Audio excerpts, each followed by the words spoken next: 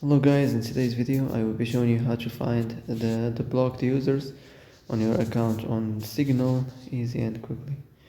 First of all, enter Signal, then click here on your profile.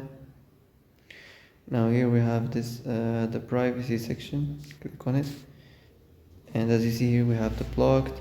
So here here you're gonna see all the blocked users.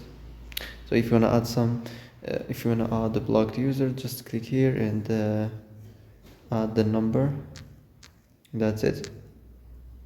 That's how to find the blocked users or the blocked contacts section or list easy and quickly. And that's it for today's video. I hope this is the answer you've been looking for. If you like this video, don't forget to like and subscribe, and see you in the next video. Thanks for watching.